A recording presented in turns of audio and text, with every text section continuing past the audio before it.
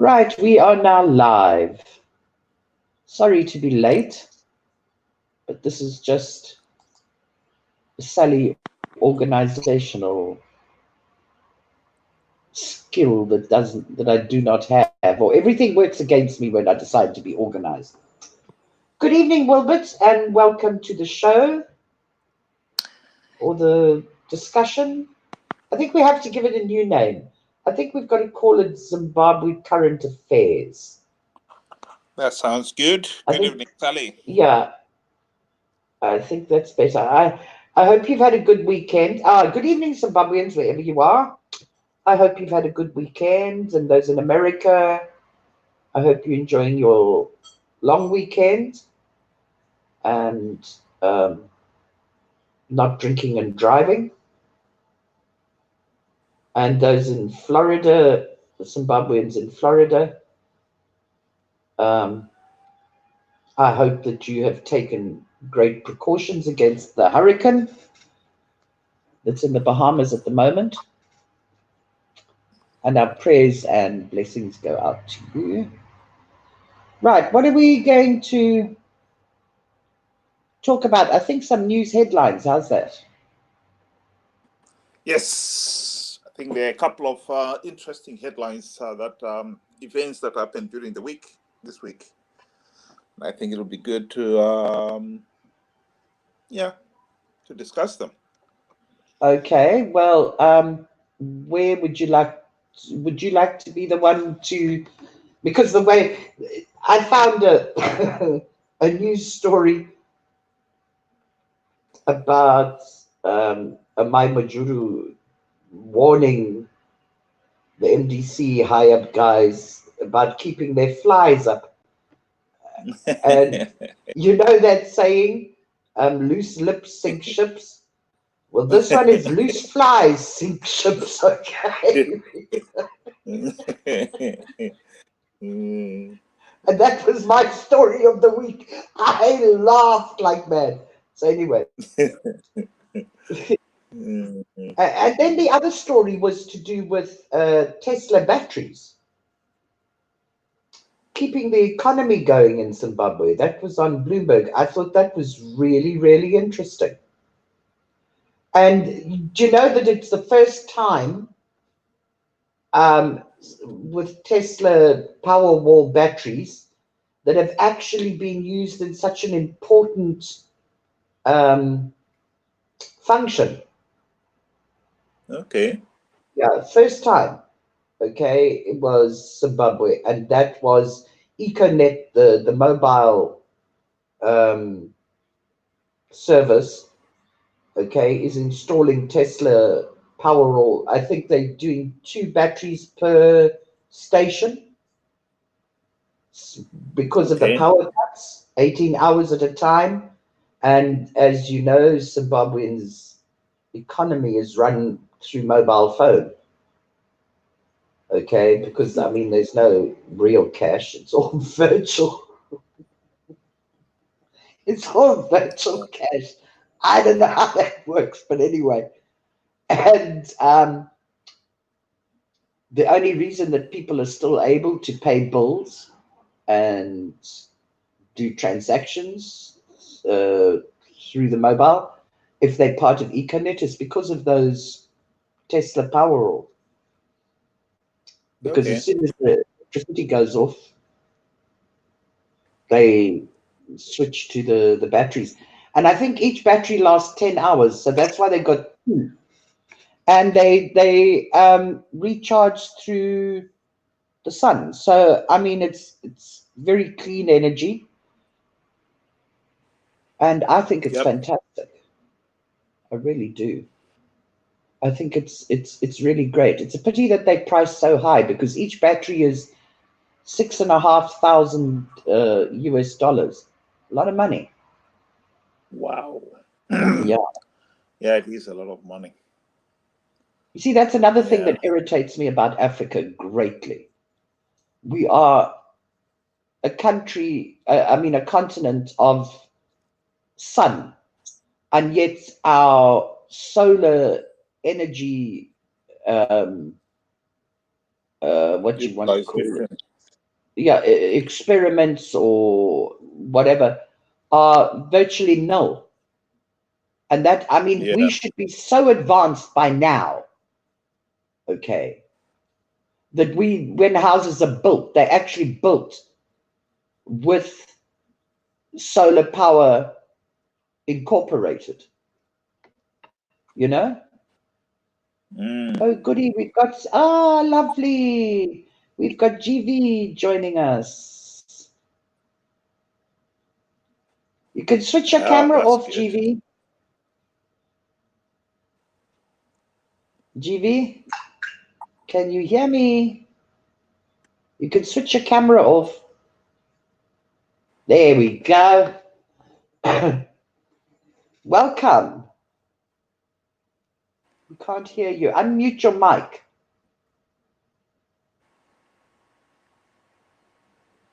There's a little sound coming from there now. Okay. Can you hear us?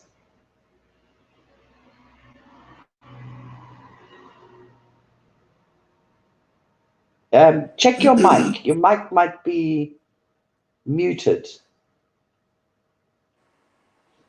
Yeah, your mic is muted. Let me see. Can I unmute it? No, I can't. Only you can unmute your mic, GV. Anyway, while we're doing that, over to you, Wilbert. I've started the show with a load of rubbish, useless information, maybe.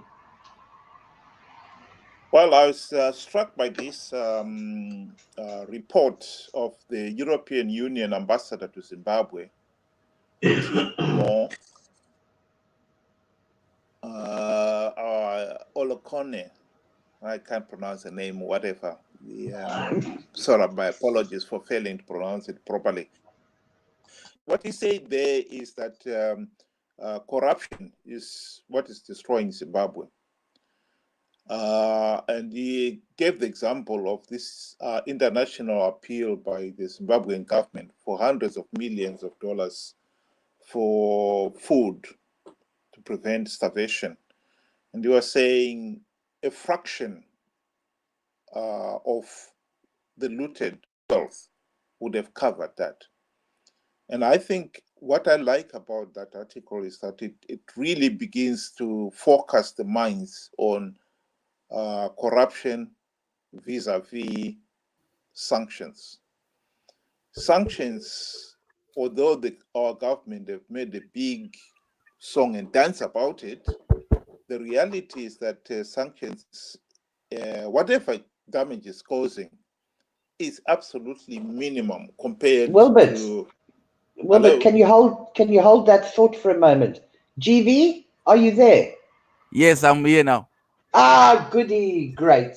Okay, let Wilbert just finish and then we can go over to you, okay? No problem. It's fine. Yeah, what he was talking about is the billions of dollars. We have just read from the Auditor General's report of how 3 billion of the command agriculture money could not be accounted for. 3 billion. And according to that report, some of that money was given to a company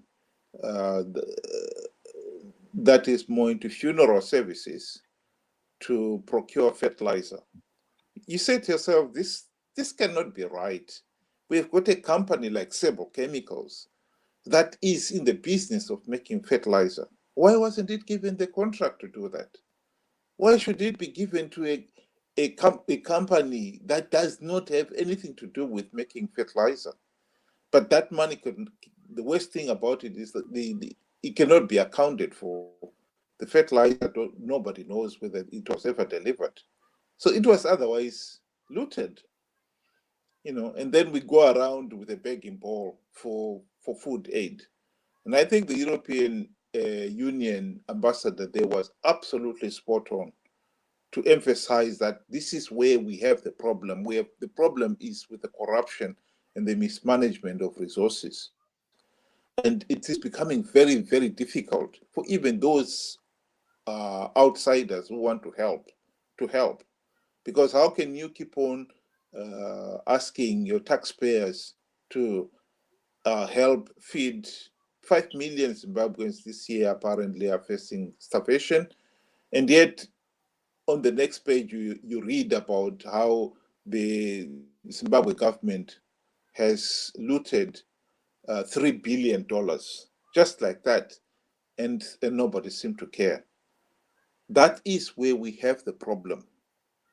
And I am glad that is an issue that has been raised, and the attention brought, the spotlight shined on that serious issue. And I think Zimbabweans for once will finally put to rest this issue of, or sanctions are hurting us, and begin to focus on the things that are really hurting the country: corruption and mismanagement. Over to you, Sally.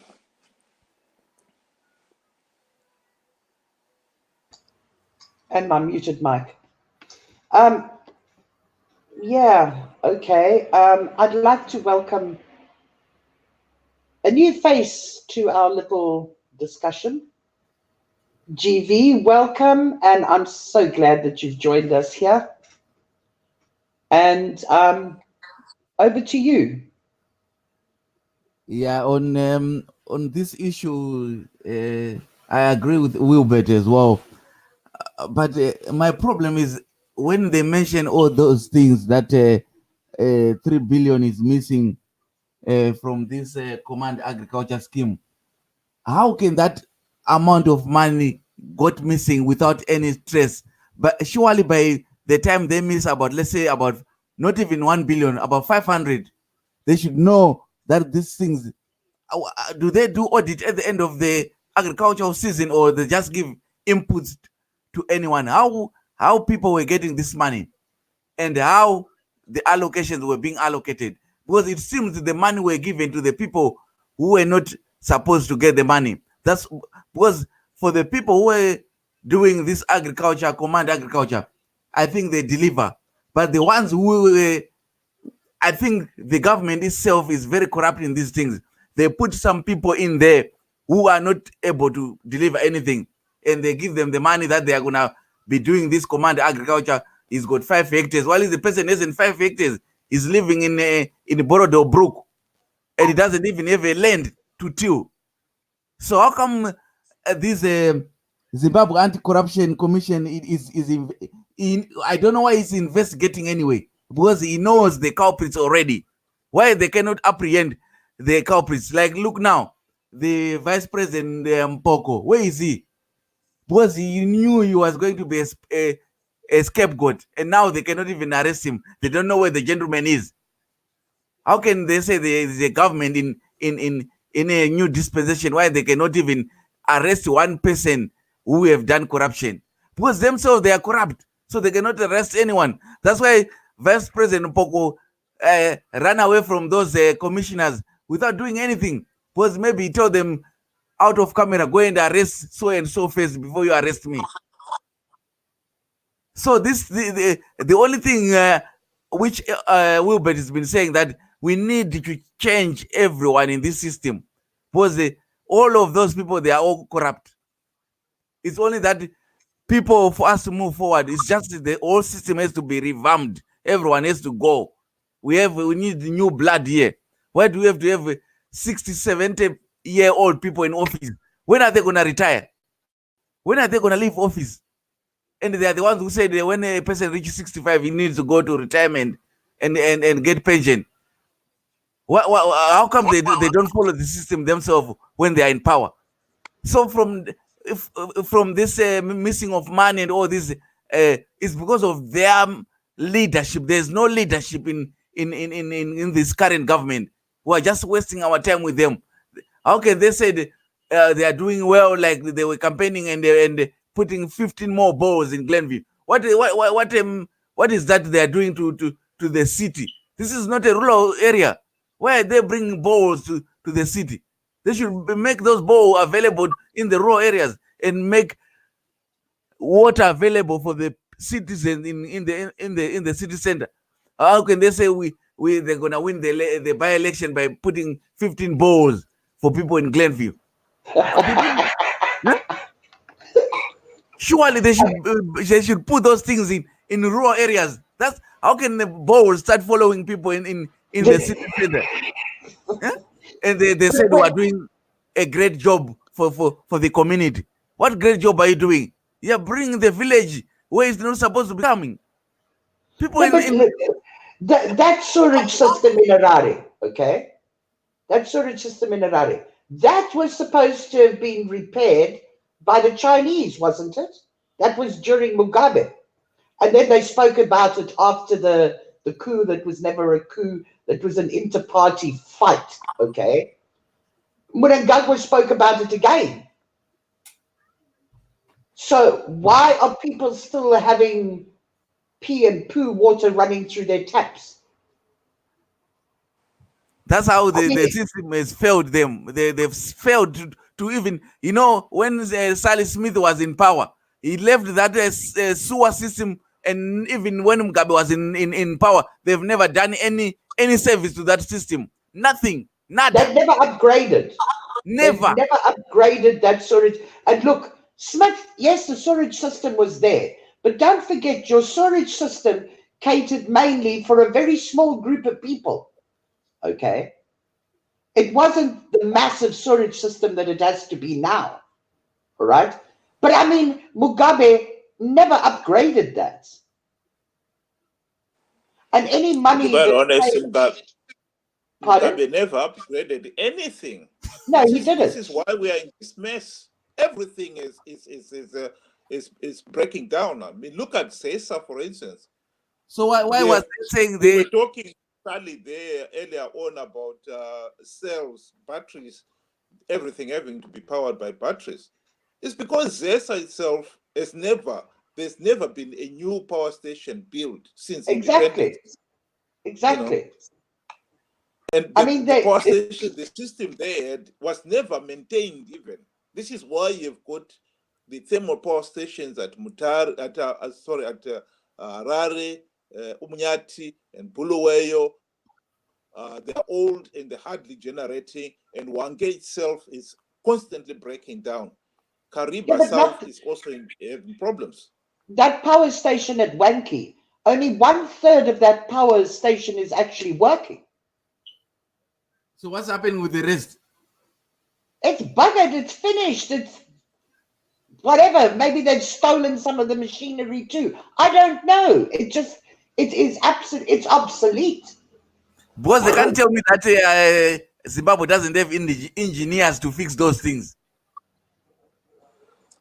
There's engineers. The problem is there hasn't been money to invest in the proper maintenance of that equipment. No, but even when there was money, even when there was money, okay, that money was going into very long ZANU-PF pockets. Exactly. I mean, that's one of the problems. Right now, just coming back to this article about $3 billion missing. Yeah, $3 billion missing. One of the things that ZESA was saying to try to recover money from some of the ministers who have not been paying their bills for donkey years is that ZESA started switching them off. And then Minister Chasi came around and said, Fortune Chasi said, you can't switch off farmers at this point in time. This is a vicious cycle. ZESA itself is here 2 weeks ago that ZESA was committed to paying nearly $1 million every week to ESCOM, for the electricity that it is importing and to cover up for the debt that is outstanding. How are they going to pay that bill if those people who are using the electricity are not paying the bill? It's a catch-22, this. It's the only country those ministers, if they've got to sell whatever they have, they should sell it and pay the bill. because you cannot continue generating and supplying them electricity without them paying the bill. ESCOM will switch everybody else off. The whole country will be in darkness again. Exactly. And, excuse me, we have got a new member to welcome. Mosmas. Is that right? Oh, you got to unmute your mic, darling. Your mic is muted, so we can't hear you, and I can't unmute it. You have to do that yourself. Yes. Good afternoon. There Good we evening to you. There we go. Lovely. Welcome. Thank you. Now, any contribution? I'm just here to listen. Oh, okay, fine. No problem. You don't want to add anything? We Okay. can't hear what they said, whoever it is. You might as time goes on. Okay, cool. Well, you just unmute your mic and just interrupt us when you. Sounds good. Thank you. Okay, darling. Right. This is going really well tonight. Sally, I couldn't hear whoever it is. I don't know whether it's because they are in the backyard, in the background. No, they're up on screen. No, they just want to listen. Okay. So Okay. I said, no problem. It's not a problem at all. GV, anything else from you? Yeah, but I was saying, Sally, you know, when these people, they're very selective. This anti-corruption commissioner, this, why do they arrest this lady and make him make a scapegoat? He's not the only one. He's only, even if he mismanaged it, it's only peanuts from her ministry. This is only peanuts. Why can't they arrest Mpofu? Obed Mpofu?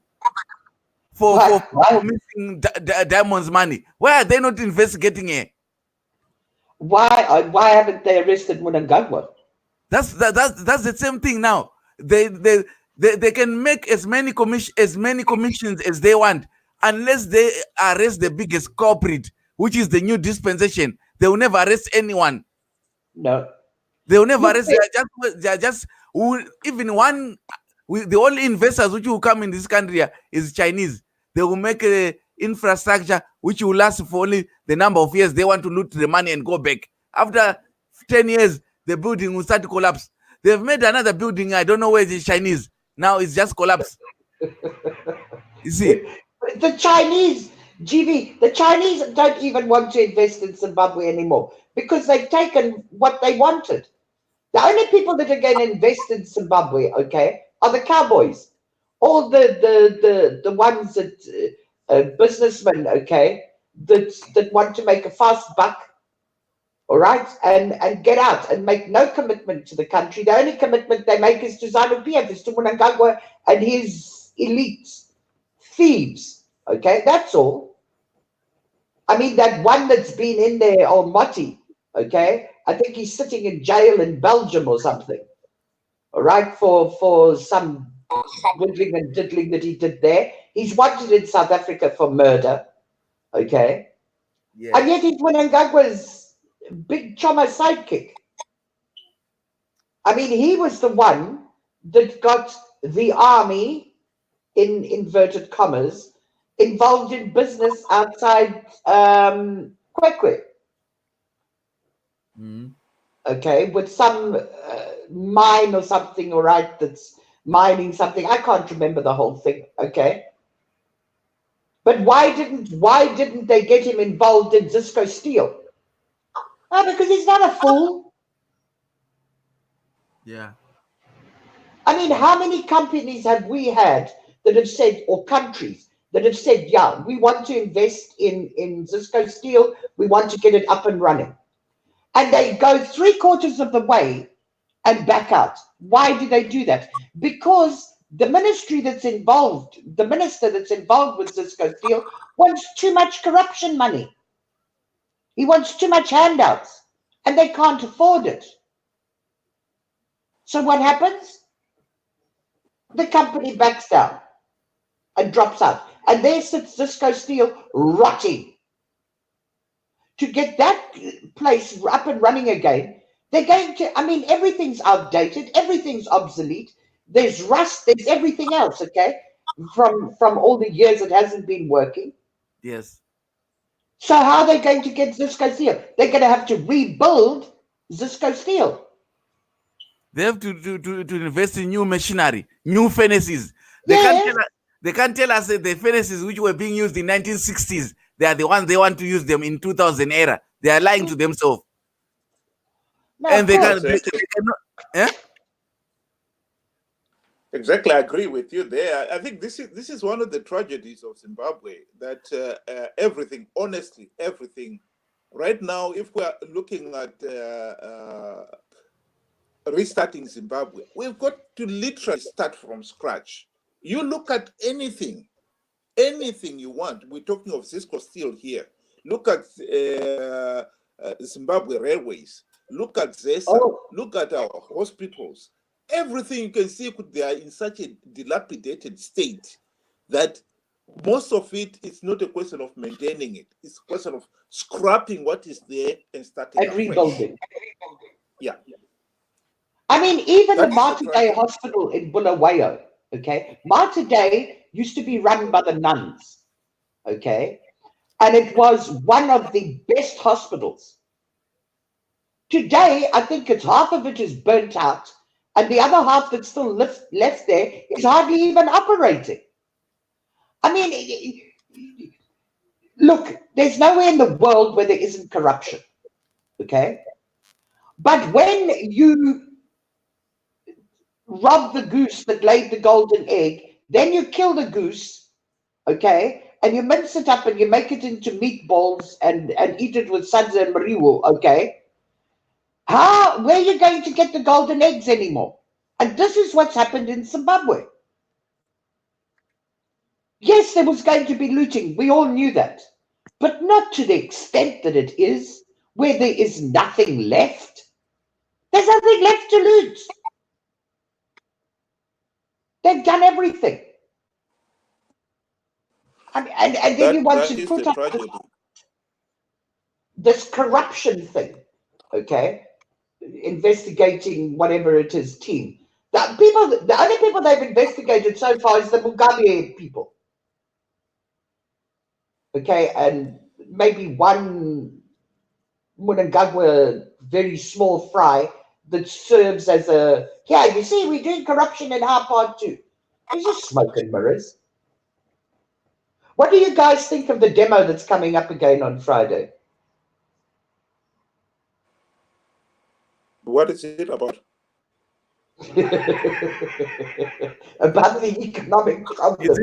Is it the one which was saying the mother of all demos? Oh, It's an MDC Yes, one. of course. Who else demonstrates? look the Well, way. there are doctors and other workers who have been calling for demonstrations as well. If it's MDC, I don't know. To be quite honest, my biggest problem with MDC demos is their end objective. And I said it before, and I would like to say it again. The problem with MDC is they are demanding that Emerson Mnangagwa should agree to the formation of this National Transition Authority. All it is just another word for a new GNU. We had a GNU in 2008 to 2013, which even MDC themselves have now since admitted that it implement the democratic reforms necessary to stop the vote rigging. This new National Transition Authority will not any of those reforms. So why are we asking the same players to be involved? It's ridiculous. I honestly think the people of Zimbabwe have got to wake up to reality. The last thing you want to do is repeat the same mistake over and over again. The demo itself, per se, if it's to express people's anger on the economic meltdown, that everybody in Zimbabwe, we are talking here of Cisco and Zimbabwe, our hospitals, those things have collapsed. They affect all of us. Sooner or later, we have relative need to use the hospital, or who are right now, as we are talking, sitting in darkness because there is load shedding and so forth. So those people, you say, will have something to stay, to join the demonstration and demonstrate about. But if we're there to demonstrate, and then at the end of the day, you ask yourself, wanted. We are back to where we were in 2017 when people joined those who staged the coup of the thinking that this was democratic change, only to be shortchanged down the line when they realized, no, it's not war. Duped into believing it was democratic change. The new dispensation was, there was nothing new in it at all.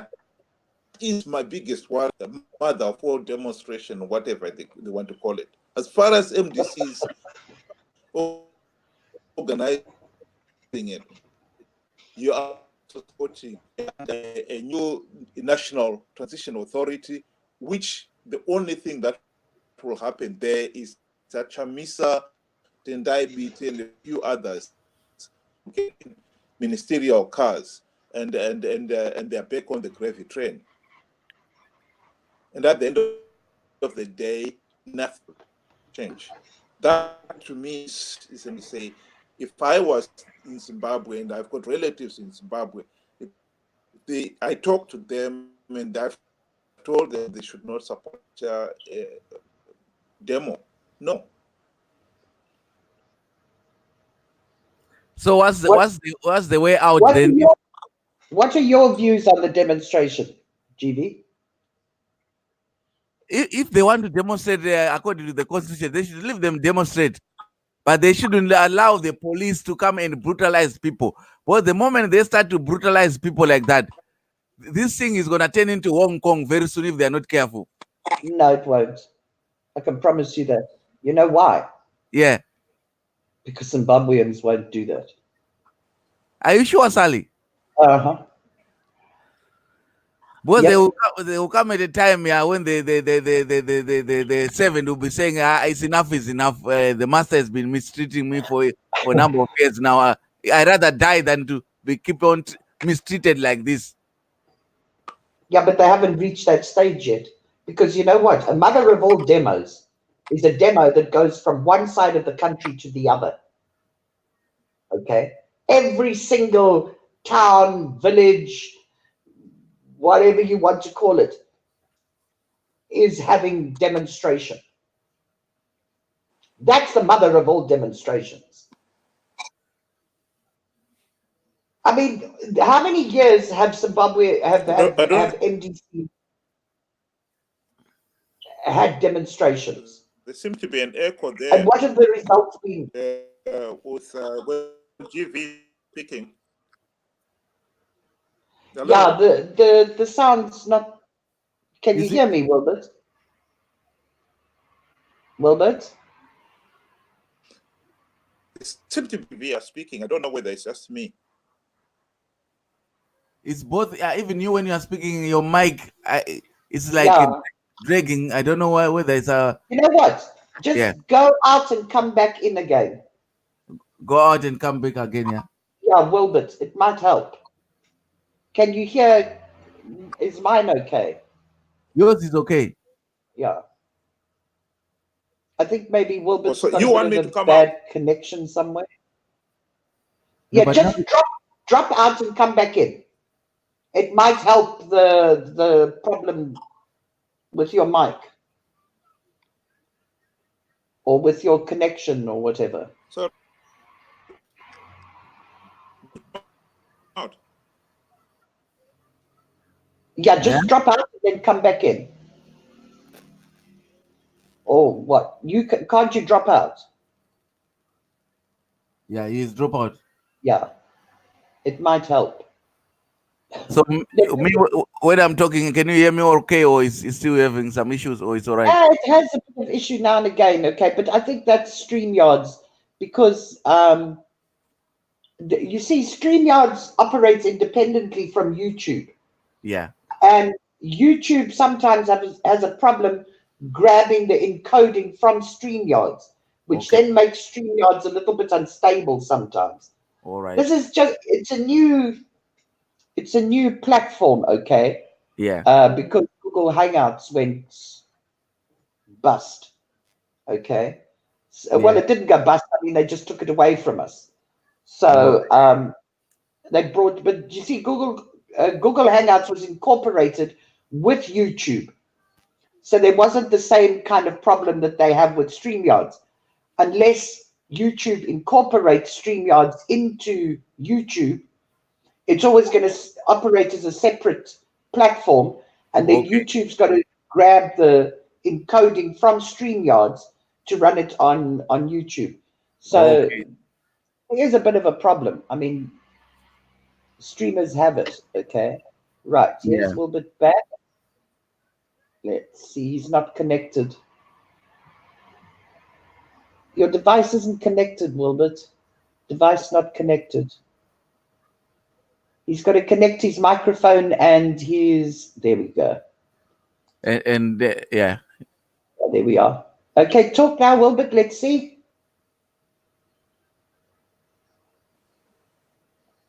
No, we can't hear you, darling. Is it? Is this a better? Yeah. Okay.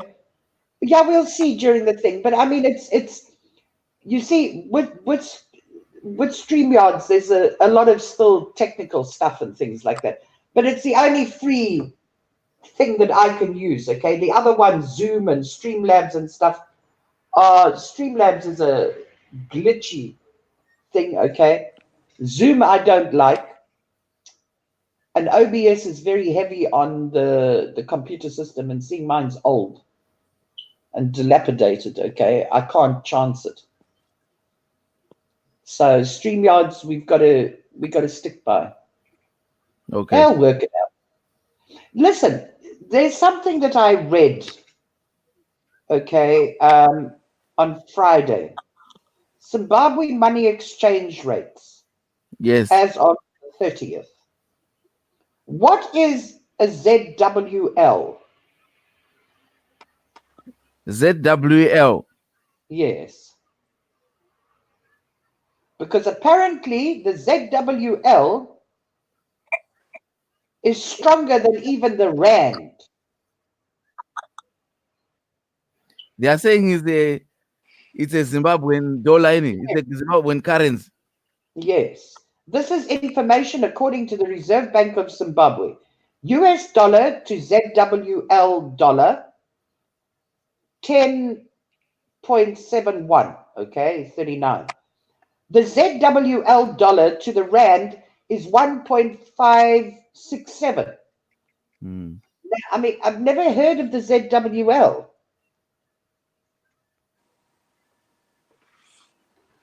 So, I don't know. Does anybody know what it is? It's just like a code, Sally, for the money. What money? You said it's a current code. It's a current code associated with the Zimbabwean dollar. So I think this it's an actual currency than this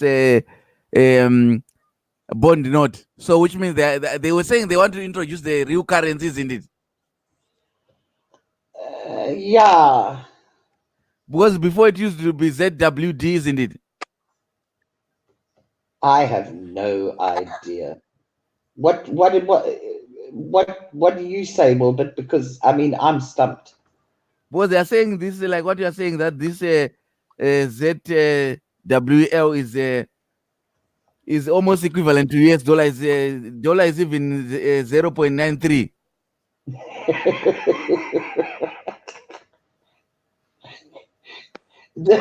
To the rand is 1.567. What? Oh, you're cutting out again, Wilbert. Just repeat.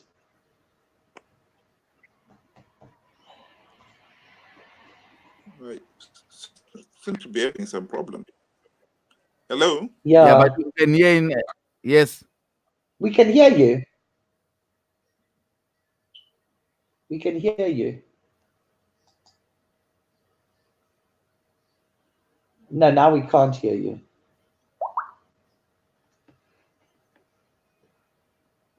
We can't hear you at all.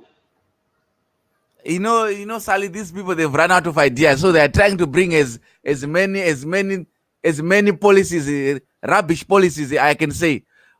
Most of these politicians, they are all 90%. They are all lawyers. What can they bring to the economy?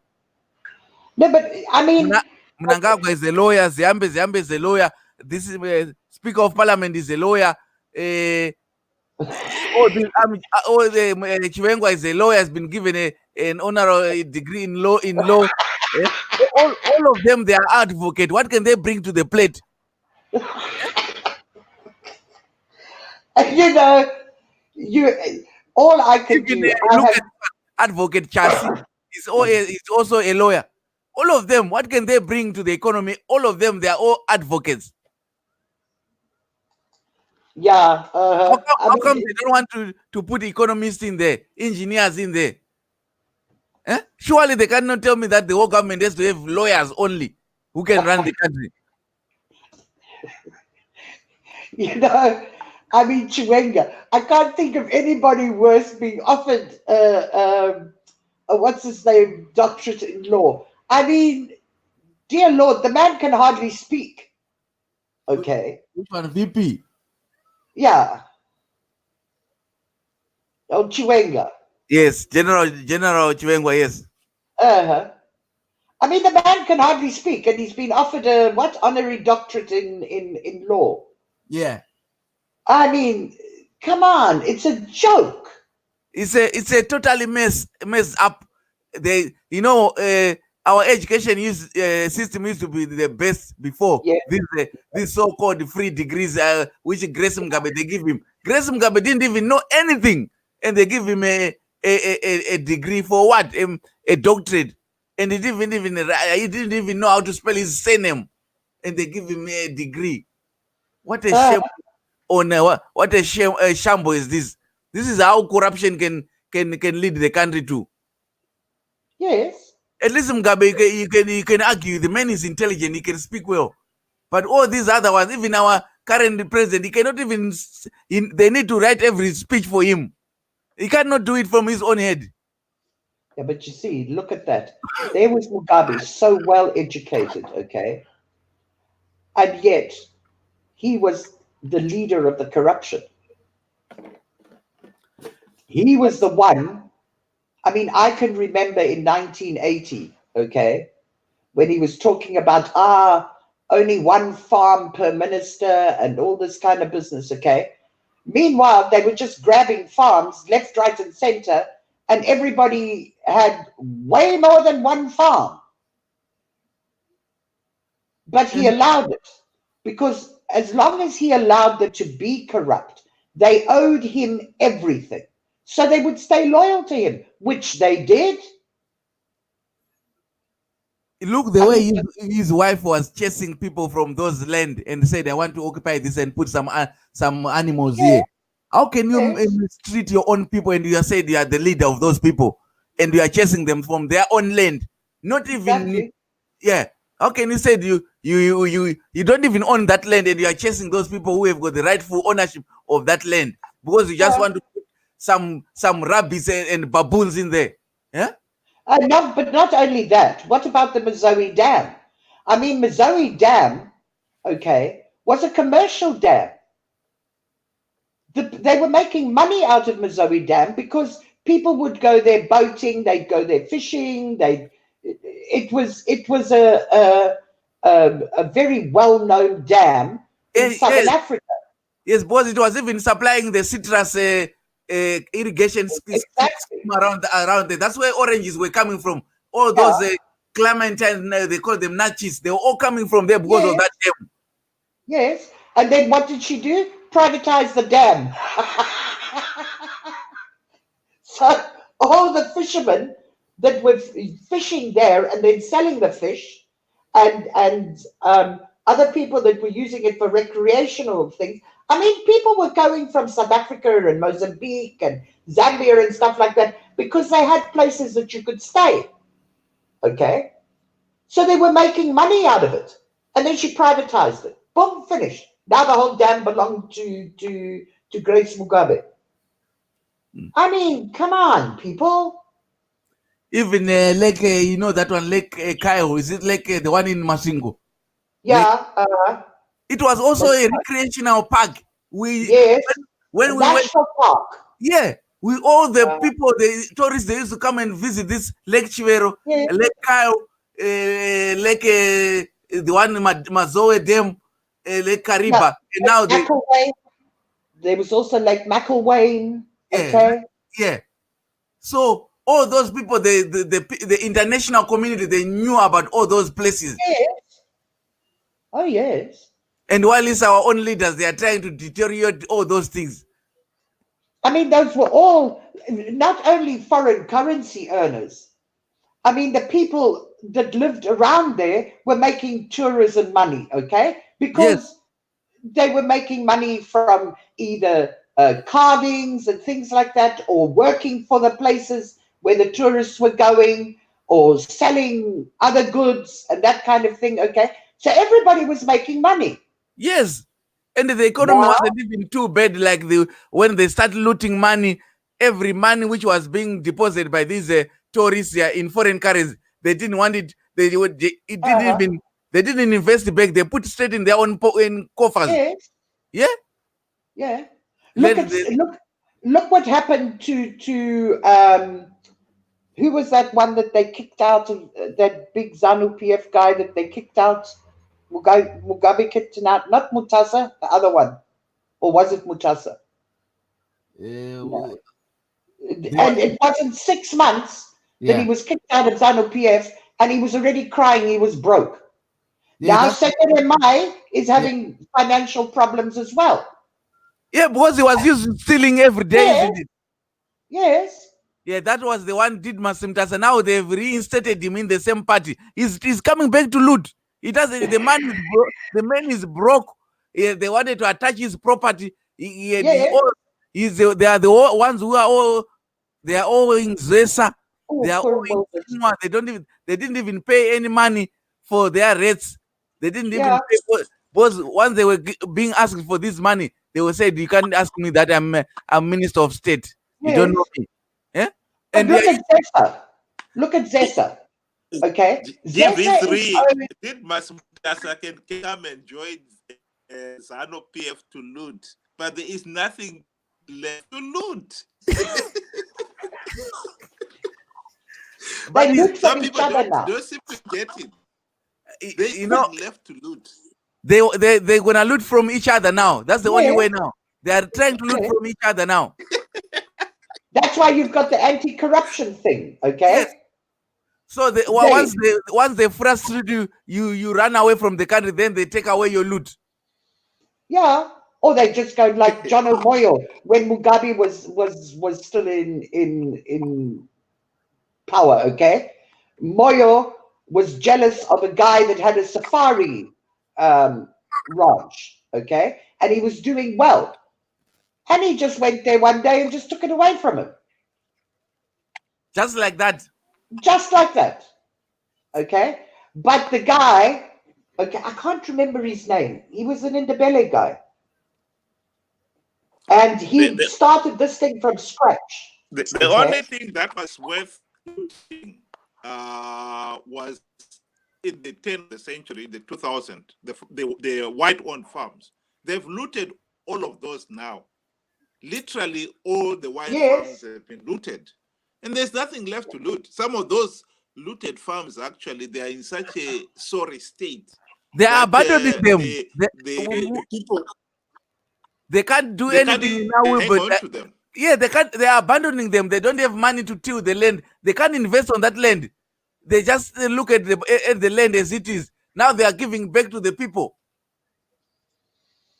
And Listen, they was when ZESA cuts off the power because you haven't paid your account in about 30 years, okay? yeah. And the minister goes and tells ZESA to reinstate the power, okay? Because the food shortage is so bad and it's not the time to do it. The farmers, the new owners need to be able to work the land. How many of them are actually working the land? None, zero, nada, none. And what about those judges? I mean, judges became judges just so that they could get a farm and a 4x4. I wonder mean, how they can be judges without even delivering one single verdict in favor of the citizens, in favor of ordinary people. How can you be a judge like that? Every case you have held is always standing against the people. I don't know. I don't know. For me, it's a disgrace. It's a disgrace to these people. They think they wear those white things and all this and those robes, and they think they own everything. They are disgracing themselves. They will never been employed to any country apart from Zimbabwe doing that those shady business behind the scenes. Even this Justice Malaba in South Africa, they don't want to see him. He can't even go and practice anything. They know them. They are all crooks. You know, I mean, now there's a fight on, it is true that Chamisa went and met with Donald Trump, okay? Yeah. And so what came of that meeting? Has it done anything for Zimbabwe? Why are people wanting to shout from the rooftops that Chamisa went and had a meeting with the orange dictator? Nothing good has come out of it. Okay, it's just two people that are both power hungry, okay, that had a meeting. Yeah. Supposedly. I don't believe it ever happened. I really don't. Okay, but anyway, nothing came of it. They always try to divert their attention to this. Yes. These stupid things. Look at now the president. He's even in Africa now trying to talk. You have ever seen any president, any from this look history? They've never come and signed the deals in. How can he say I'm going to sign deals? You cannot sign deals in another people's country for your own country. They have to come to your own country to sign these deals. You cannot go to Japan and you said you're gonna sign a deal which is gonna help to revamp Zimbabwe economy, and you are not even, and those people are not even seeing it on the ground themselves. They don't. One person, he took a photo from the meeting. They didn't have even notebook. No, they were not even taking notes. So how can those people saying these Zimbabwean delegates, they are serious and they want some investment? Listen, tell me something. What deal have they ever signed that has actually materialized into anything happening in Zimbabwe? It's, we signed a mega deal with this one, and we signed a mega deal with that one, and we've done a mega deal over here. And where's there's nothing that's come into fruition. There's nothing. Unless they've signed dodgy deals behind the carpet, under the carpet, which they bring these people, we don't see them, and they just, like in the diamond sector, I think they are doing dirty tricks in that area. Those diamonds, come on. Those diamonds, Zimbabwean people will never ever see anything of them. Let's try and see Wilbert if he can. Wilbert? Can you hear me better now? Yes, that's much better. That's good. That's much better. I don't know what was wrong with it. Wilbert, he knows where the diamond mine went. Oh, I do. I do, GV. I know where it went. You only have to drive around Harare and you can see some of those mansions. Do you seriously believe that somebody like Chiwenga built that CNM mansion using the commander's salary? I mean, let's get real here. So we But all you got know to where the avoid the money went. potholes. Don't forget, you got to avoid the potholes in the Rari to get to those mansions, eh? Oh yeah, I mean, they are those mansions are like oases in the middle of the desert. You have got to Yeah. to go through the desert to get to the oasis. When you get there to the mansion, you think, "What? Am I still in the same country?" What about that one that what was Kashiwere? It looked like a block of apartments. Yes, 50. They said he wanted to open a hotel in the first place. Yeah. Okay. Cool. He wanted to open So, the hotel. some of them, they build the houses so big because they honestly had so much money. They didn't know what to do with it. Even some of the guys in MDC, look at Douglas Monzora's house. During the GNU, Yeah. he was the co-chair of the parliamentary committee. Those people made a lot of money. And he used some of his money to build a house. That Joe Bosikala, at the time he was in MDC 99. He was making fun of Douglas Monzora and saying he's building a hotel. So where did they start with a normal house, but because so much money is coming in, they keep expanding the size of the house. You end up with a house so big with so many rooms in suite and so forth. You say to yourself, how many children do you have? Are you one of these chiefs with 5, 6 wives? Yeah, like our friend Ushokunze, Duma, we had 72 with kids. so many wives. We can say, yeah, it's because I've got so many wives. I need each one. She needs their own bedroom with their own suite. But that is what they were doing. These guys were making so much money. Even Ushokunze, all those kids, he never built a house like what they've built now. He never. You can't understand their logic. These guys, they are clueless. All of them. If I was going to loot money if I worked in the government and I was a minister or something and I looted money from it, okay, the first thing I'd do is I would invest in something, okay, that was lucrative, that would be lucrative, okay, so that I would have a backup. These guys have taken that money and they have just blown it. I mean, it is so bad that even the toilet paper they use to wipe their bums is from looted money from ZANU-PF. Through ZANU-PF. That's all it is.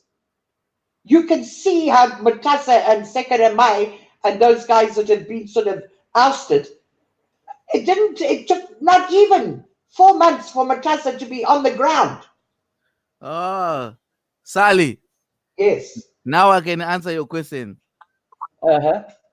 Because our RTGS dollar, they couldn't get a code to give it to. That's why they had to use that ZWL for the code. Like they are saying apparently ZWL is a Zimbabwe's iOS current code. An iOS current code is assigned by International Organization for Standardization, like the US dollar. It's USD. GBP is the British pound. Originally, the iOS currency code for Zimbabwe was ZWD for Zim dollar. Now they couldn't give anything for RTGS. That's why they adopted ZWL. Zimbabwe looting currency. No, They, I mean, they, and then they, they compare it to the rand. This currency isn't even on a foreign exchange thing. Okay, it's not so money. How can it be at an exchange rate? While if I come with it to South Africa, they'll just chuck it in the bin. We don't need it. very I can't fancy even toilet paper. I can't even buy the smallest thing in South Africa. They'll just say put it for souvenir. Then you take it back to Yeah, your own country. yes. I mean, it's you see this whole, but this is ZANU PF. This is ZANU PF. They look. It's about time we believed them, okay? Because you know why? They have been showing us for 40 years plus who they are. Isn't it about time we said, yeah, this is who they are? Definitely. We have just have to Okay. accept, we just have to accept I because mean, they've done everything now for us to see clearly. the last demo, okay, people were shocked at the violence. Mm. Where have you been for the last 40 plus years that you don't know that that is ZANU PF's MO? Where Look, have you been? look what they did in 19 in Gukurahundi. Then you can just know that these people Exactly. they are no good at all. I mean, they are murderers, and that's the end of the story. They are violent, and The, there is nothing more to understand about them. They have the, showed us who they are. Now, believe it. I mean, this business, chincha, chincha, chincha, chincha. Okay, when the after the coup, yeah, you've got to believe in ED, give him a chance, and blah blah blah, and all this kind of rubbish. When those of us who had memories and weren't afraid of reality were trying to warn the people, this guy hasn't got anything new to offer. How can you say he has? He's been part of the whole ZANU PF thing for 40 something years. He's the one that carried out all Mugabe's dirty work. Now he's going to suddenly become this angel and run around with wings and halos and everything. I mean, come on. I think the unfortunate reality on that point, Sally, is that even the opposition Yeah, supported, which was really tragic, because when you think about it, for ordinary Zimbabweans, particularly some of the MDC supporters, they honestly follow whatever the leader does or says, and that was one of the tragedies. no, but hang on a minute, You know, Wilbert. You've got to think when that coup happened. That coup happened, okay, after or during Changurai's dying or death. I can't remember exactly, okay. So the MDC was a mess. And then that little whippersnapper, supposed to be preacher, whatever, okay, walks all over Changurai, okay, to get well, control. Changirai was still fine, because he was, although in fact when the coup happened, he was in South Africa in his Dying, hospital bed. But dying. when he heard about it, he left in a half, confident that he was going to be invited to form this government of national unity, and he supported it 100%. And the MDC's position was, we support the coup. No, I don't remember that. Yes, That Changirai, if you remember correctly, the coup happened in November. Changirai died 14th of February. And yeah, but he he came wasn't back from South Africa to Zimbabwe for the inauguration of Mnangagwa. he wasn't he wasn't in any state to even run the party, okay, at that stage. I mean, the man he was dying, and that was it. Yeah, he was dying, but he still was the president. And definitely he came, and in fact, one of the things that Chamisa was saying, Oh yes, I remember that. Oh yes, I remember all that nonsense. Yeah, was I saying remember was that. that Changirai died of heartbreak because he was betrayed by ZANU-PF. Mhm. He was made to understand that they were going to have this government of national unity, and then ZANU-PF betrayed him. So this issue of forming a government of national unity is something that they were hoping Mnangagwa Yeah. would, you know. So when Mnangagwa and his friends decided that they were going to share the spoils of power among themselves, which they did, Rai and Chamisa and the others were very disappointed. But this comes again to the problem we have with our opposition. There is no As more long as opposition. There is no more opposition. they've got the opportunity to get on the gravy train, they will sell whatever ideas that we had. One of the most important ideas is let's have a democratic changes so that Zimbabwe, we dismantle elections. And whenever they get close to power, they forget that they share the spoils of power. They've been doing. Yeah, it's it's I don't know. To me, okay, until the people, and I will say it until the day they put me in the ground, and then my spook will get up and say it.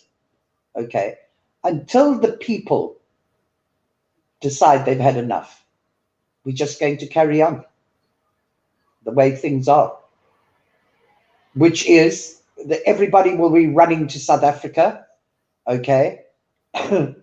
Okay, they go to Botswana, but not as many. All right, they go to Mozambique, but not as many. Zambia, I mean, South Africa is the main stomping ground for Zimbabweans. Okay, so the majority of them come here, and they would rather do that and put up with everything that they put up with here in South Africa, which is absolutely disgusting, even death. Okay, and instead of knuckling down and saying, right, en masse, we are going to take on ZANU-PF. Yes, they're going to try and they're going to kill and they're going to whatever, okay, but we have got nothing more to lose. There's nothing left to lose. We've got to get rid of ZANU-PF because you're not going to get rid of them any other way. Well, I agree with your argument there, Sally. My main contention with that is unless you know exactly what you want to do yourself, you will be shortchanged by the people whom you think are leading you in the right direction. Because if you correctly, if I mean, we both agree, people did make the sacrifice during the liberation war, and then before we even got the chance to cast our first vote in 1980, Mugabe and his cronies hijacked the whole. One man, one vote was discarded. Now, if ZANU-PF does not win these elections, the war will continue. Yep. That is what people voted for in 1980. Yep. It's either you vote to end the war, in other words, you vote for ZANU-PF, or if you vote for whom you really believe is the one who is capable, and if ZANU-PF loses, then the civil war will continue. And when you're faced with that kind of choice, you can't blame the ordinary person for voting, okay, let's get ZANU-PF in power. You see, the biggest mistake, the unfortunate reality. The biggest mistake is that Zimbabweans will not hold their representatives accountable. They will not do it. They vote them in, okay, and once they're in, that's it. They wash their hands and they walk away. I think some of it has got to do with the opportunity itself. Yes, I agree that maybe we should have stood firm on our democratic rights. But when you're looking at the situation, take for instance, when people made the sacrifice to get MDC guys in power, I think for the ordinary Zimbabwean, particularly those in the rural areas, you have been subjected to a political system that has never really given you a chance to understand what democratic accountability is all about. And that you could say is the same thing as in South Africa, but South Africa were lucky because they had the ANC. When you look at the difference between the philosophy of political ideology of ANC and that of ZANU-PF, that's when you begin to realize the two parties. That's why the two countries took two different routes. I reckon it's the people. ANC, even during their time of the struggle, they had the Freedom Charter, for instance, which clearly stated these are the freedoms, these are the rights that we are fighting for, and every South African should enjoy them. ZANU-PF, PF, and ZAPU, the two parties, their ideology was one-party state, dictatorship, where each one was now fighting the other to be the dominant party. One man, one vote was already thrown out. And that is where we got it all wrong. ZANU-PF has always been a killer party. I mean, they killed themselves. Yeah. I mean, even as a child when I was growing up, you knew my mother when I was a small boy, I knew she lived in the rural area. She had two cards, one ZANU, one ZAPU. She could not afford to have those destroyed. Because if the ZAPU people are in the area, everybody must produce a ZAPU. If ZANU is in the area, everybody must produce a ZANU card or you're in trouble. Yeah. Such thing you can choose whatever party you want to support. No. This party from the West. GBG, have you got anything to add? Because it's coming time to closing. Yeah, that's all right. The other thing is, how come like Wilbert is saying the political scenario in South Africa is going in the right direction? Look at their president now being asked questions by those opposition in parliament. He answers, and they talk serious business. When they come out, they joke. They don't eat. They are answerable for whatever action they are taking there. Look at ours. He's running away to be asked in parliament. He's supposed to be sitting in parliament asked, you promised this deal and this deal. Where is this deal? You have stolen money from the diamonds. Bring back the money. Yeah. I think you've also got to remember the South Africans are another kind of people, eh? They don't take cuck from anybody. I mean, if you are a representative, if you say in one of the like Khayelitsha or Danun or something like that, okay, and you one of the representatives, and you have promised whatever you have promised, maybe running water in places where they haven't been running water or whatever, and you don't live up to what you have promised, they'll give you a grace period, and then they'll start protesting. And if you still do nothing, they petrol bomb your house. Finish. Just like that. Yes. Oh, yes. But the opportunity must have been created in the first place, Sally. That is the important thing. Look at they create. South Africa. You say maybe it's not perfect, but you have got to agree that it has got a free press, and the judiciary is fairly independent. Yes. Whereas in Zimbabwe, those media, judiciary, yes, but hang on, you see, this is the point. Became independent. They were already captured. No, but what you are missing is there wouldn't be any of these things happening. We would be another Zimbabwe if it wasn't for the people. The people didn't wait for opportunities. During apartheid, they are the ones that got rid of apartheid. Okay? Because they are the ones that made the country ungovernable. It wasn't, we're going to only demonstrate in Cape Town. It was demonstrations from one end of South Africa to another. Okay? It wasn't just a hit and run demonstration. You killed the front runners got killed. There were people behind them that took their places. It was a do or die. A do or why do you think so many people in what's that place called, that mine? Maringa, no, not Maringa. Marikana. Marikana. Why do you think so many people died? Because it was a do or die.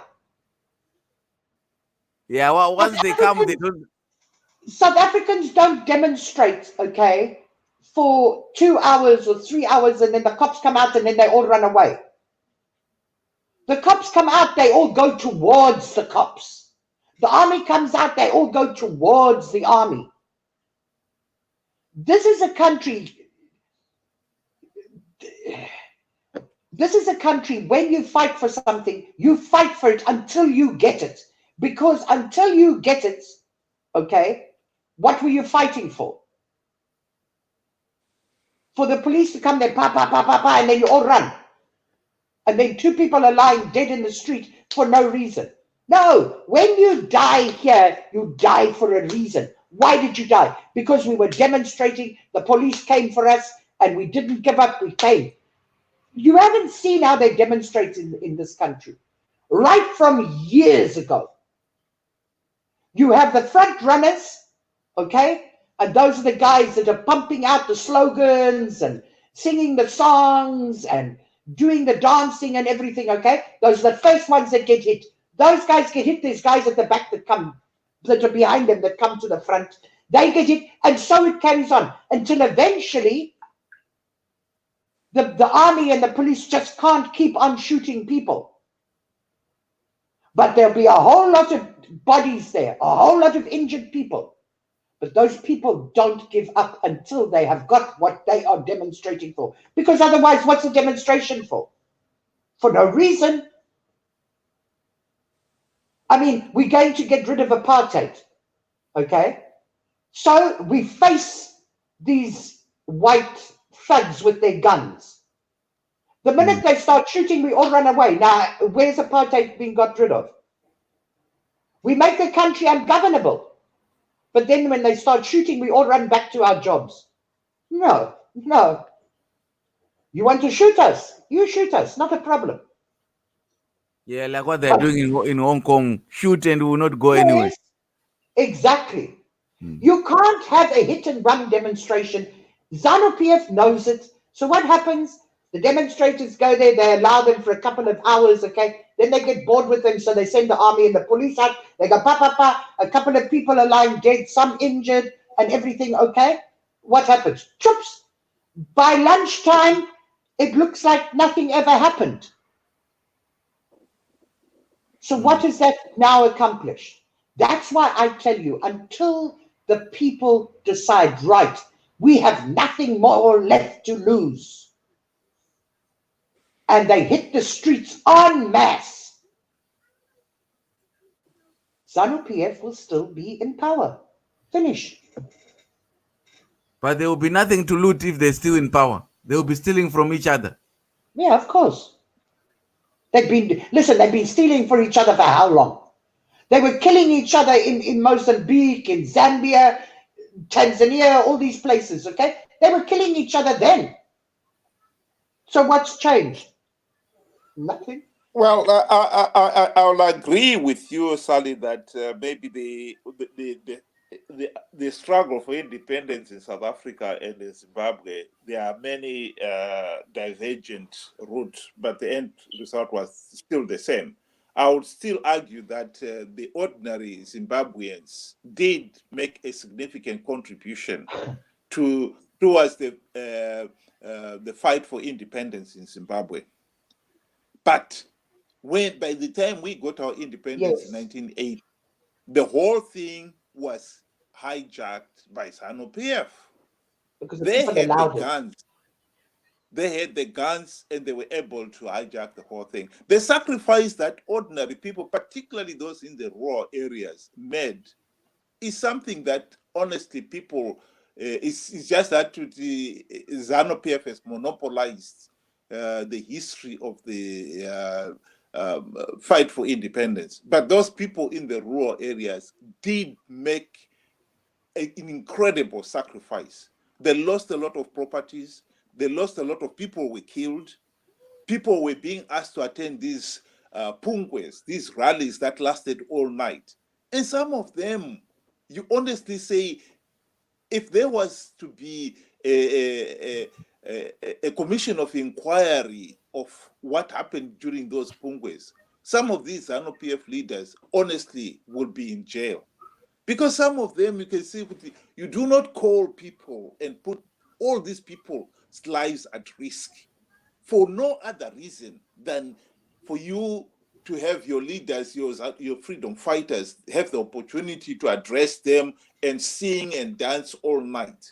What is it you wanted to communicate to them? You know, and you put so many people's lives at risk again and again for that simple egotistic purpose. But that was what was happening. You know, Yeah. and I think people did make that sacrifice. The only significant difference between Zimbabwe and South Africa, for instance, was that I honestly believe that people like Nelson Mandela had a vision of a free and independent South Africa where every South African was treated as a human being. Whereas when you look at people like Mugabe, that was the last thing on his mind. All he wanted was power. And he was going to get it at any price. He was going to sacrifice human lives as if he's killing ants. And if people doubted his threat that if you do not vote for ZANU-PF, the war will continue, we learned it 3 years later when Gukurahundi started. Gukurahundi was not about anything else other than ZANU-PF wanting to impose its one-party state. That was the opportunity for them to do so.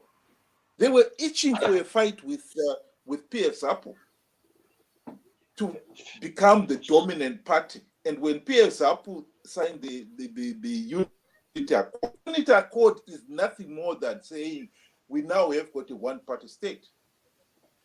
And that is what has been ruling Zimbabwe up to now.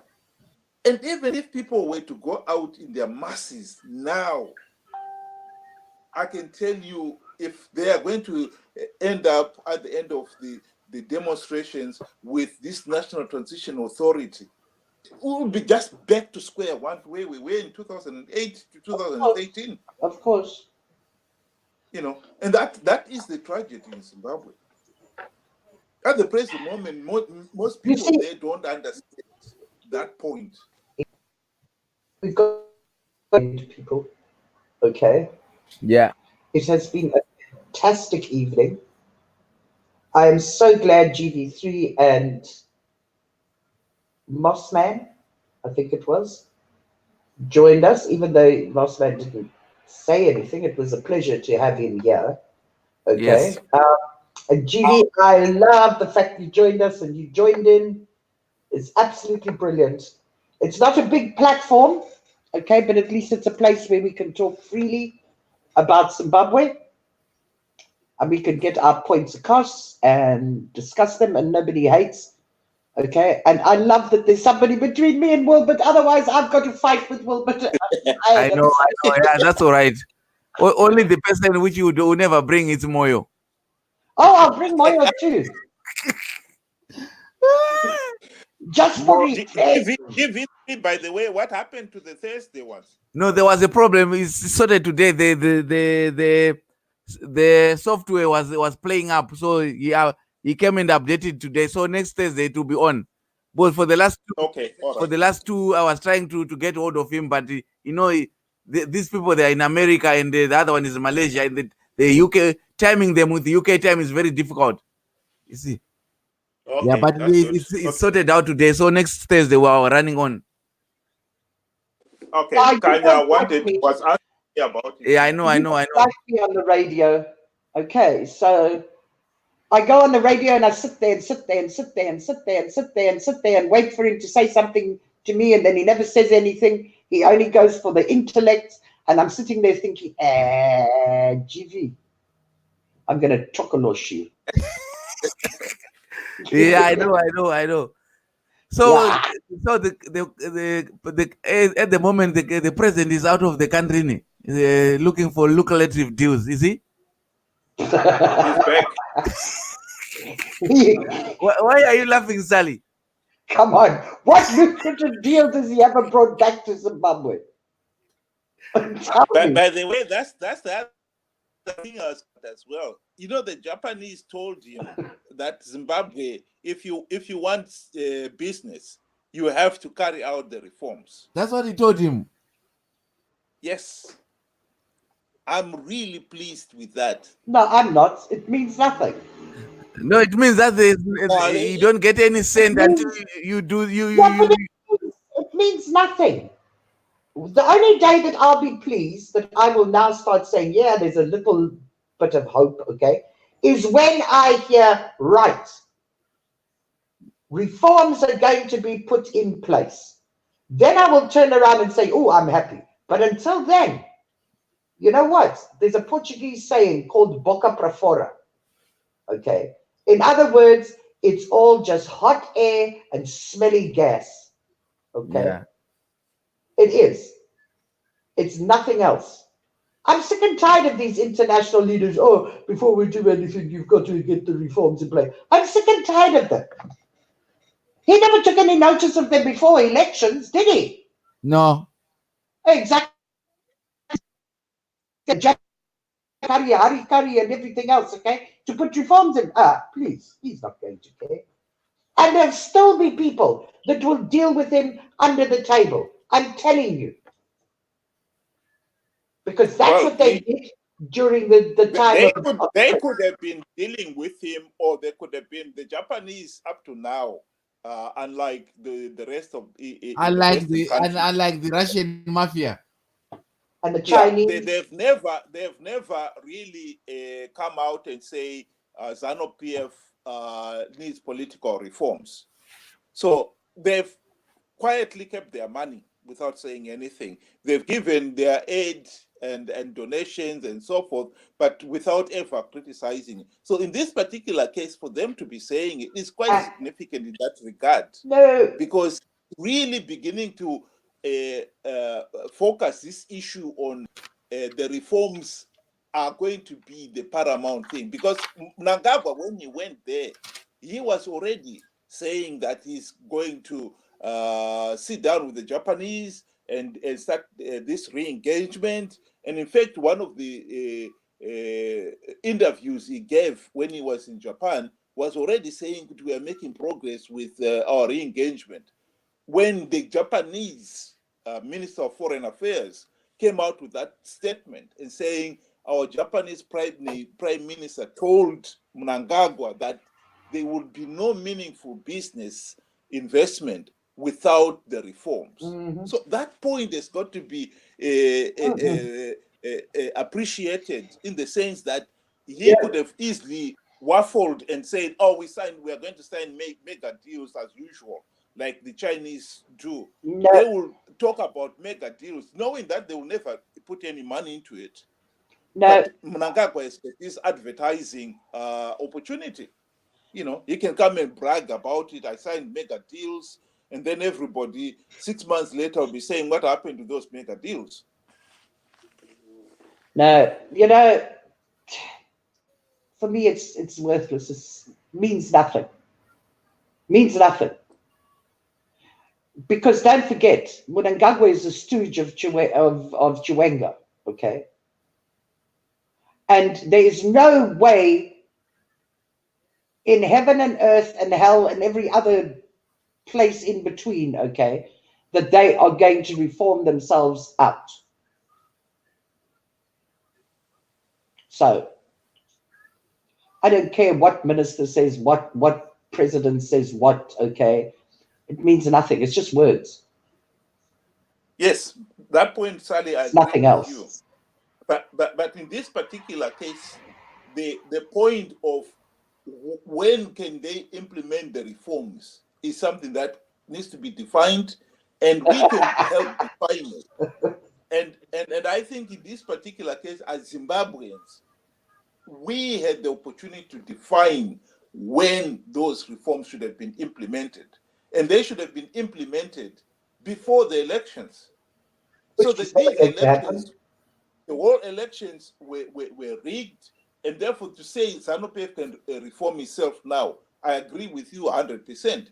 That is completely out of the question. It can't reform itself. 2008 and 2013, when there was the government of national unity, were supposed to reform themselves, and they did not.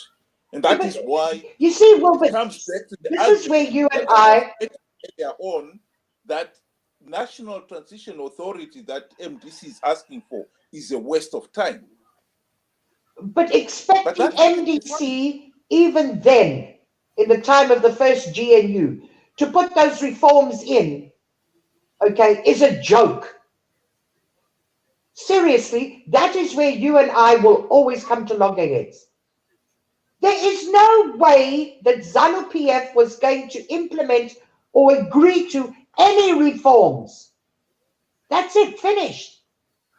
MDC could go blue in the face and dangle from the moon with hair cords, okay, shouting reforms. And ZANU-PF was never going to do it. They were never going to do it before the elections. They were never going to do it time of the GNU. They aren't going to do it. That's it. Yeah, but Sally, on that point, it wasn't the MDC who said the GNU should implement the reforms. It was SADC. It makes no difference. And SADC, let me finish the point. SADC did manage to get Mugabe and ZANU-PF to sign the global political agreement. That was significant. The fact that MDC came into the GNU and failed to implement even one reform, you cannot blame it on ZANU-PF. Yes, of course you can. Why? But who was in power? Who held the majority power during GNU? Let's get this. No. Answer my question. You see, this is proper Zimbabwe stuff. Answer the question. Who was the majority power holder during the GNU? Mugabe. MDC. Mugabe. No. Of course. MDC had more cabinet members. Who has the final say, Wilbert? Who was holding the key positions, the key last saying? You can have a school with all the teachers, yeah, but the headmaster has got the final say. Who was the headmaster in this GNU? I agree with you, GV3. Yes. But what you've got to remember here is, what did the headmaster do to block the reforms? And in this particular case, you find the headmaster didn't do anything, because there were nothing was put to him to approve and disapprove. That is they knew.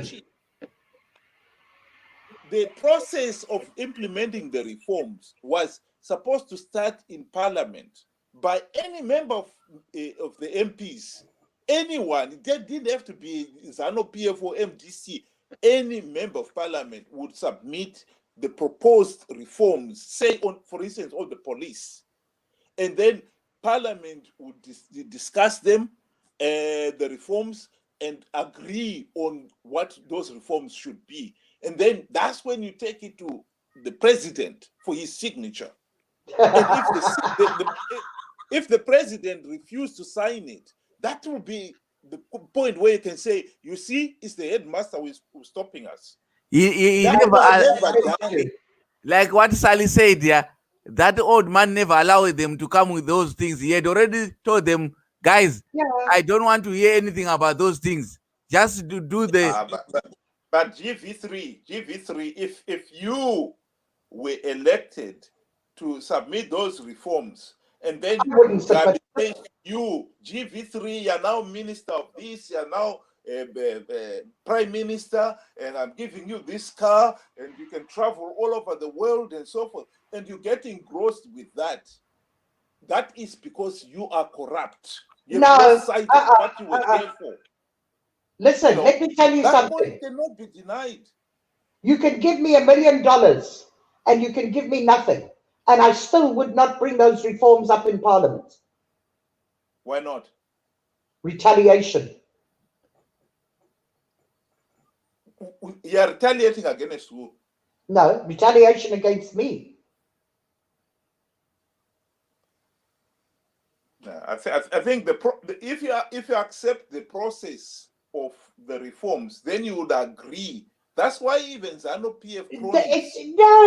No, Wilbert. You see, you can. I don't know. There's just a blockage there with you. Okay. We can How continue. many? You know, Sally, when you start this reform issue with Yes. Wilbert, you have to. I know. That's why I'm trying to not go any further, because it just goes around in square circles. Okay, and it solves nothing. ZANU-PF, at the end of the day, will not reform themselves out of government, out of power. That I agree with. Nobody disputes that. So why are they going to do That it is during why GNU? we had the GNU, where MDC was. Oh, please. Had the opportunity to implement those reforms. Anyway, you know what? People, good people of Zimbabwe, we all have our opinions. Okay? And ZANU-PF is still in power. So, But one day we shall be talking that tables have turned down. Well, for 30 years I've been talking the same talk, okay? And things have just got worse, not any better. And we've ended up with an opposition leader, okay, that is just as interested in power as Mnangagwa and Chiwenga and all those other ZANU-PF elite crooks. So, I mean, I don't know. You know how I deal with Zimbabwean politics day by day.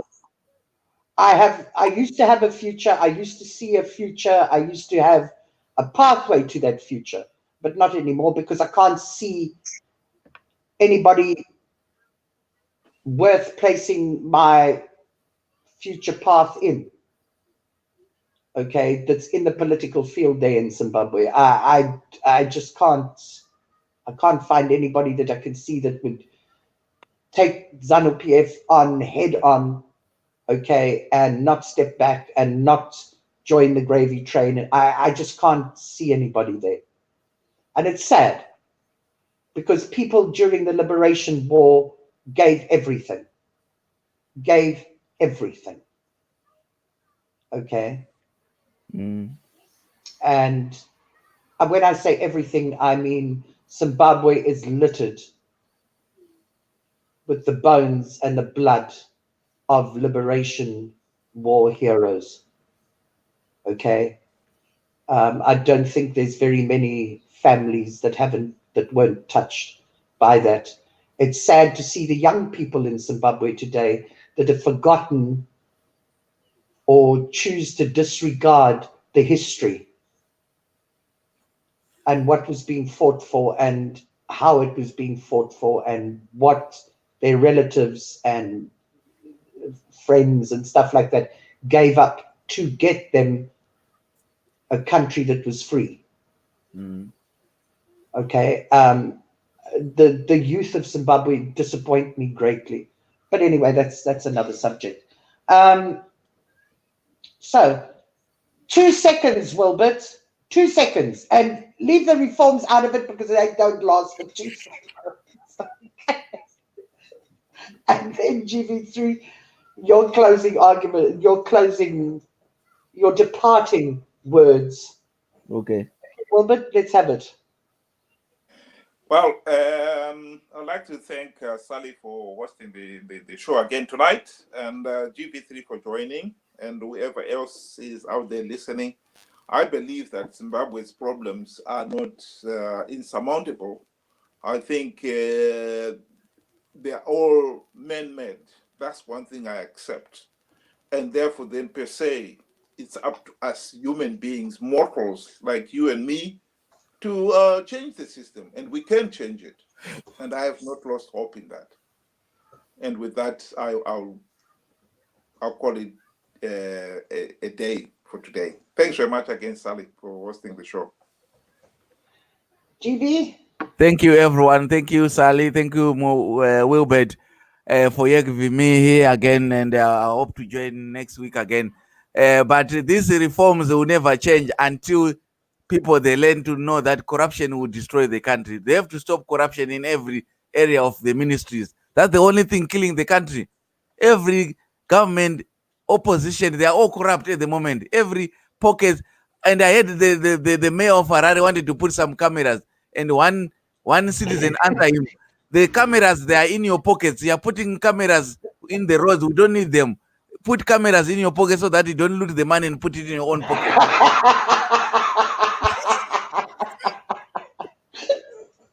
Oh, that one's lovely. Thank you very much. I enjoyed the show, and I hope to be a panel again next week, same time. Oh, so do I. And you can share the link and we can have more up. Yes. More people up, okay? Because the more varied the discussion, the group is, okay, Yes. the better. I want to say siyabonga kakhulu to the two of you. Tatenda. And to those people who have listened, I've seen people speak the truth, Remy D, Clary, Uba Guba Lady. These are all Americans, okay, who I am friends with on YouTube. Yes. And I'm so delighted to see that they have listened into us. Some have commented, okay, which is absolutely brilliant. Give them a high five for us. Yeah. Welcome to our little Zimbabwean discussion that ends up really going nowhere, but we love it anyway. And I thank you so much for everybody that's listened. And GV, you're going to be my boss again, but maybe I won't go to you on Thursday because you're horrible to me, okay? Yeah, all right.